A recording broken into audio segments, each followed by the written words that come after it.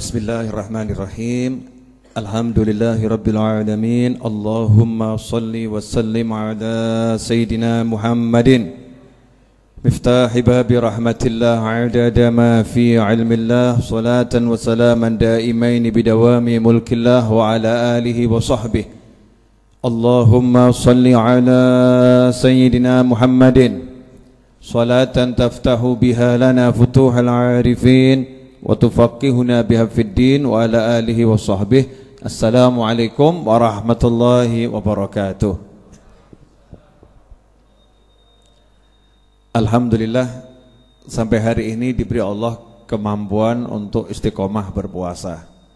Mudah-mudahan kemampuan ini bisa istiqomah terus sampai nanti kita panjang umur dan wafat husnul khotimah.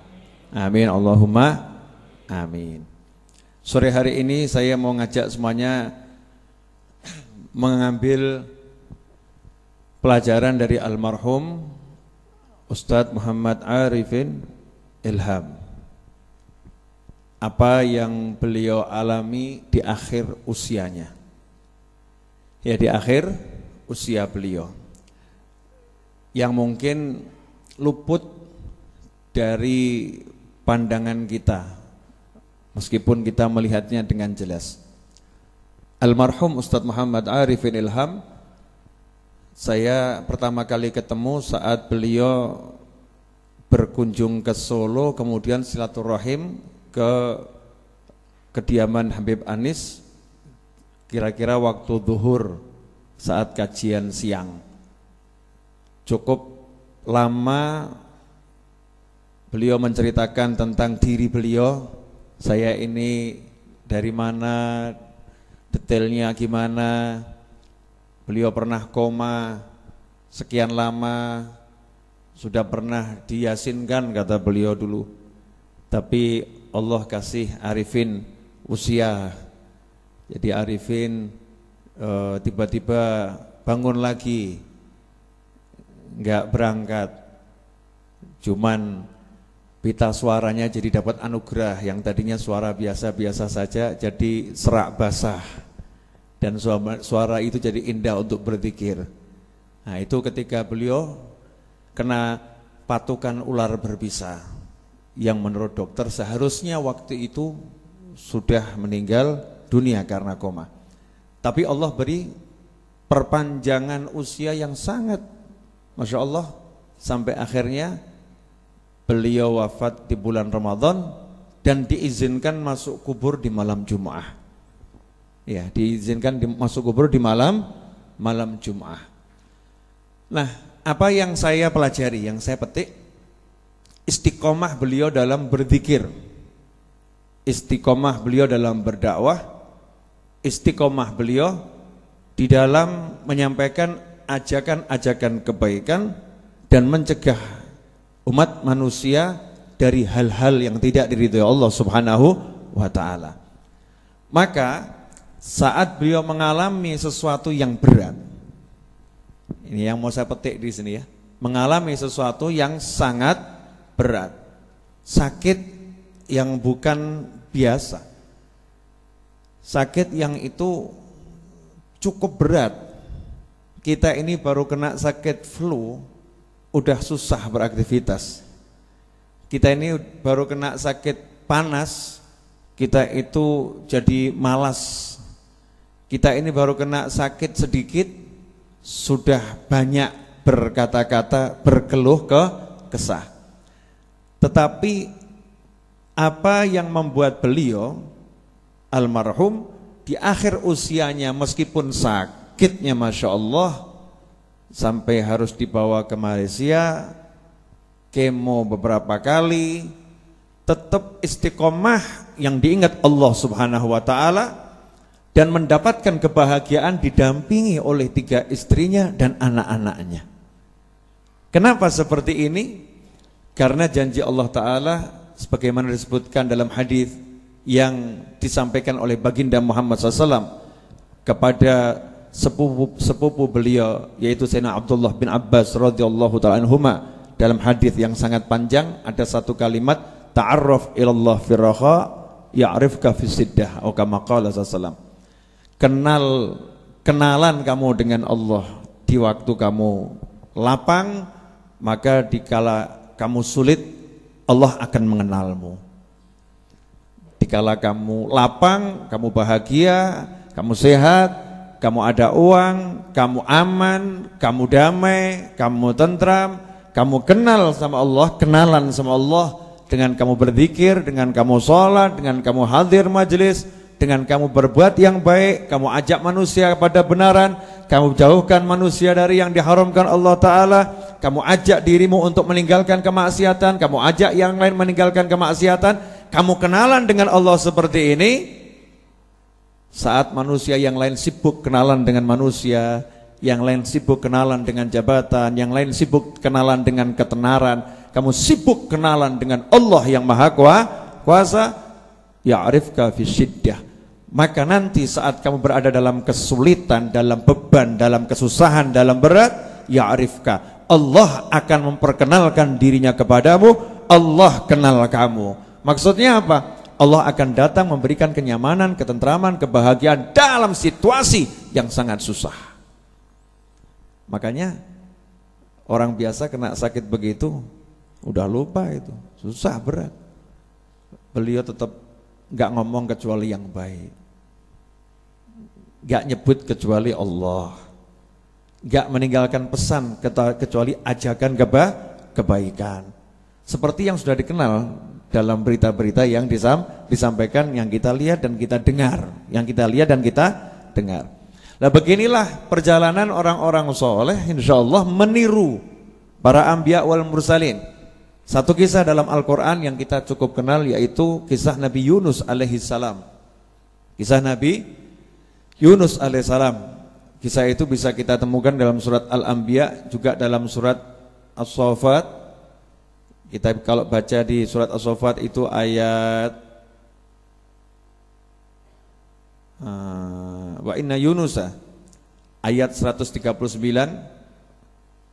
surat 37 ayat 139, wa inna Yunusa la minal mursalin idh abaqa ilal fulkil mashhun.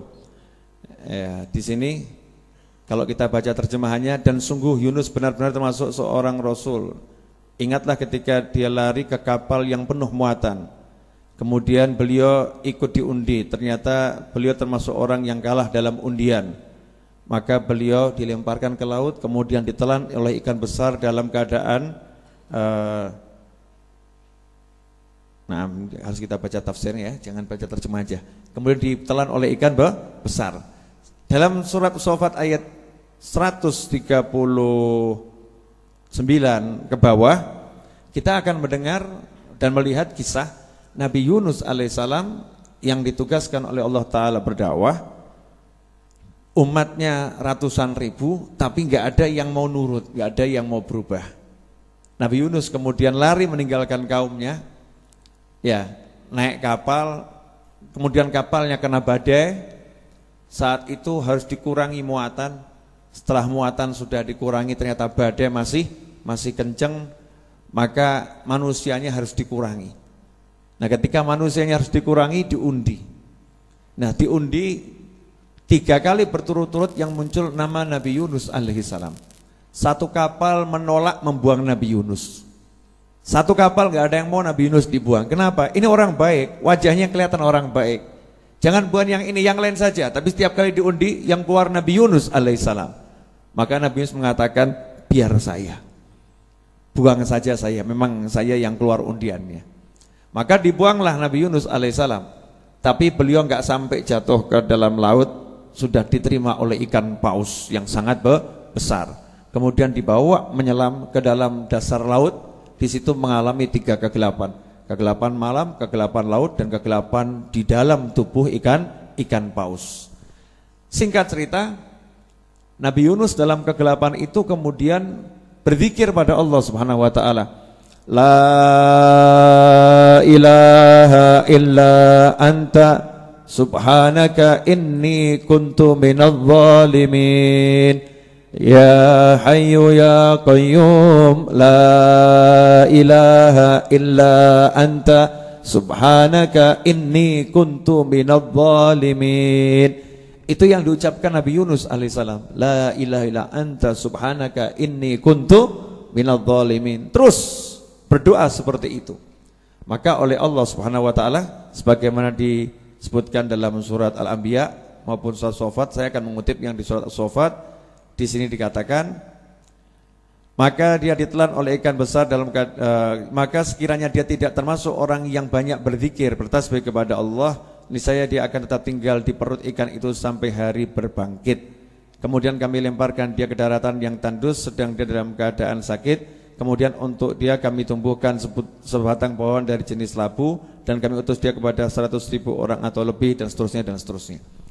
Jadi Nabi Yunus alaihissalam setelah baca kalimat zikirnya tersebut, tasbih kepada Allah Subhanahu wa taala sebagaimana disebutkan di dalam surat Al-Anbiya ayat 87, wa dhannuni idh dhahaba mughadiban fa dhanna allan naqdiru alaihi fanada fi dhulumati alla ilaha illa anta subhanaka inni kuntu minadh dhalimin, ayat 87. Kemudian ayat 88, fastajabna lahu wa najjaynahu minal ghammi wa kadzalika nunjil mu'minin.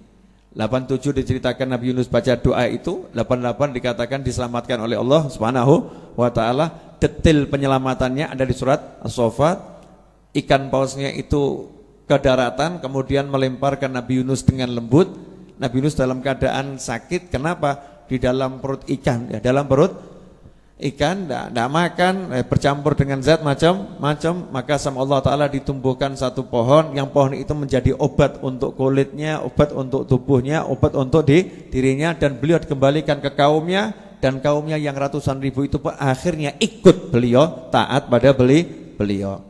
Yang pengen saya garis bawahi ini, yang menarik di sini, laula annahu, kata Allah Subhanahu wa taala, falaula annahu kana minal musabbihin lalabitha fi batnihi ila yaumi yub'atsun. Kita sering hanya mengambil bagian doanya saja, la ilaha illa anta subhanaka inni kuntu minadh dhalimin. Dikatakan dalam hadis oleh Nabi SAW, tidaklah seorang hamba yang dalam keadaan suntuk baca doa ini, melainkan suntuknya akan lenyap. Suntuknya akan lenyap, akan sirna suntuknya. Tapi jangan lupa, ada wahyu Allah yang menjelaskan, falaula annahu kana minal musabbihin. Seandainya Nabi Yunus itu bukan ahli zikir, dulunya bukan ahli zikir, saat berada di daratan, di lautan, sebelum masuk perut ikan paus, bukan ahli zikir, lalabitha, pasti, sungguh pasti, pakai lam taukid, lalabitha fi batnihi ila yaumi yub'atsun, tidak akan keluar dari perut ikan paus sampai hari kebangkitan. Ya hidup tapi enggak keluar, seperti ditahan dalam perut ikan paus ila yaumi yub'atsun. Maka yang membuat Nabi Yunus di sini keluar apa? Sifat seorang mukmin. Yang buat selamat apa? Sikap seorang mukmin ketika lapang, ketika senang, ketika sehat, ketika bahagia, ketika merdeka, ketika aman, ketika damai, zikir. Ingat sama Allah, ibadah. Ya ibadah. Maka begitu dalam keadaan susah, zikir sedikit kepada Allah Subhanahu wa taala, Allahnya langsung ingat, langsung diselamatkan, langsung ditolong.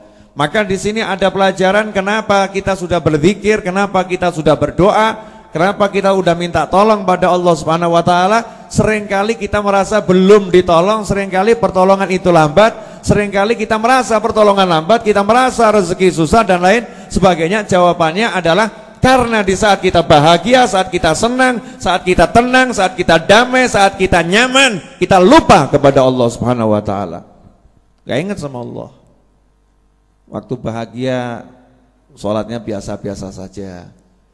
Waktu bahagia, waktu nyaman, tenang, zikirnya biasa-biasa saja. Waktu bahagia, ya, waktu dalam keadaan asyik, ya, cari ilmunya biasa-biasa saja. Begitu susah, sholatnya Masya Allah, zikirnya Masya Allah, cari ilmunya Masya Allah, mujtahid, sungguh-sungguh. Kalau itu mah orang munafik juga begitu. Orang munafik juga begitu. Musyrik Quraisy juga begitu. Musyrik Quraisy itu kalau bahagia lupa sama Allah. Begitu susah langsung manggilnya ya Allah, ya Allah. Firaun juga begitu. Firaun waktu jadi raja sombong, lalim, zalim, lupa sama Allah Ta'ala. Begitu ditenggelamkan teriak, aku iman pada Tuhannya Musa. Aku iman pada Tuhannya Musa dan Harun. Tidak ganggu. Maka kita jadi mukmin yang benar. Contoh Ustadz Muhammad Arifin Ilham almarhum rahimahullah.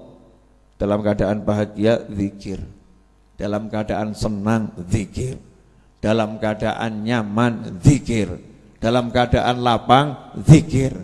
Maka ketika dalam keadaan susah, Allah membuat beliau mudah berzikir. Allah membuat beliau mudah beribadah. Allah membuat beliau mudah untuk dekat sama Allah. Maka saat orang sibuk mencari kedamaian dengan makhluk, beliau sibuk merasakan kedamaian dengan Allah Subhanahu wa taala. Saat orang sibuk mencari kebahagiaan bersama manusia, beliau sibuk merasakan bahagia bersama Allah Subhanahu wa taala. Nah, beginilah perjalanan orang-orang soleh. Itu yang harus kita petik pelajaran. Kalau ada orang-orang soleh yang pergi meninggalkan kita, apa yang bisa kita petik untuk kita ambil jadi kebaikan untuk beliau dan untuk kita, agar ke depan kita bisa menjadi penerus-penerus. Ya, kalau ada satu orang yang soleh meninggal, harus muncul ribuan orang soleh yang baru untuk menggantikannya, untuk meneruskan perjuangannya. Kalau ada satu orang yang berilmu meninggal, harus muncul jutaan ulama baru yang meneruskan, ya, yang memperjuangkan perjuangannya. Itu harus jadi mental kita, itu harus jadi semangat kita. Maka saya mengajak seluruh yang ada di negeri ini, di tanah air ini, murid-murid Ustadz Muhammad Arifin Ilham, ya, sahabat-sahabat beliau, semuanya untuk memetik pelajaran bagaimana beliau itu istiqamah cari ilmu, istiqamah berdakwah, istiqamah berzikir. Lihat, dalam keadaan sakit yang tidak biasa, sakit yang berat, Allah membuat beliau tetap menyembunyikan senyum, tetap bersemangat, tetap bersendagero kepada anak dan istrinya, tetap taat pada Allah Ta'ala, tetap ngajak manusia untuk ke jalan Allah Subhanahu wa Ta'ala. Allah kenal kepada beliau. Maka kenalanlah dengan Allah di saat kamu bahagia, agar nanti, karena manusia hidup pasti ada bahagia, ada susah, di saat kamu susah, Allah yang akan mengenalmu dengan karunia-Nya, rahmat-Nya, pertolongannya, ampunannya, dan lain sebagainya. Insya Allah yang sedikit ini barokah dan manfaat. Mari kita biasakan untuk ibadah dalam keadaan bahagia, senang dan lapang, agar nanti kalau kita ketika mengalami yang gak enak, karena manusia hidup pasti ada kalanya senang, ada kalanya susah. Di saat susah itu datang, susah itu tidak menjadi susah, karena Allah akan datang membahagiakan kita semua. Walafu minkum, insyaallah barokah dan manfaat. Mari kita tutup dengan doa yang biasa kita baca. Allahumma salli wa sallim ala Sayyidina Muhammadin miftahi babi rahmatillah, adada ma fi ilmillah, salatan wa salaman daimaini bidawami mulkillah, wa ala alihi wa sahbihi. Allahumma ij'al fi ta'atika farahi wa sururi, wa fi mardhatika jami'a umuri. Allahumma ya alim bihalati, wa muttali' ala sarairi wa niyati, iqdi jami'a hajati, waghfir dhunubi wa sayyiati, wa tajawaz an khati'ati wa zallati, wa taqabbal jami'a hasanati, wa samihni fima madha wa ma ya'ti, waktubni fi diwani sadati, wasluk bi sabila najati, fi hayati wa mamati. Allahumma inni tami'un fi atak, raghibun fi ridhak, mustaslimun li qadak, faktubni min awliyak, wasluk bi sabila hudak, wa alhiqni bi asfiyak. Wa sallallahu ala sayyidina Muhammadin wa alihi wasallam. Alhamdulillahi rabbil alamin. Asyhadu an la ilaha illallah, astaghfirullah, nas'alukal jannata wa na'udzu bika minan nar. Asyhadu an la ilaha illallah, astaghfirullah, nas'alukal jannata wa na'udzu bika minan nar.